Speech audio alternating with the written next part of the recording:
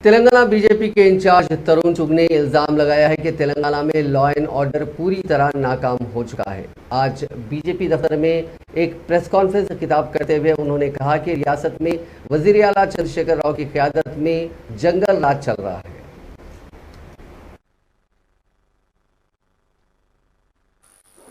तेलंगाना में जिस तरह से केसीआर की सरकार के अंदर जंगल राज चल रहा है, जिसके अंदर कानून व्यवस्था की कोई जगह नहीं है।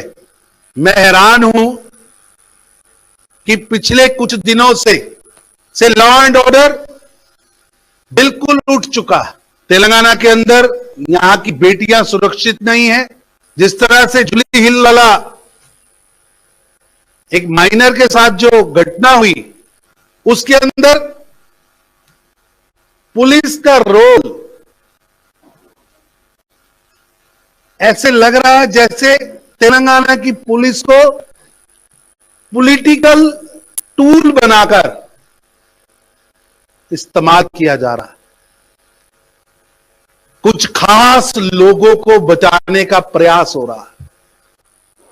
तेलंगाना में जिस तरह से केसीआर की सरकार के अंदर जंगल राज चल रहा है, जिसके अंदर कानून व्यवस्था की कोई जगह नहीं है।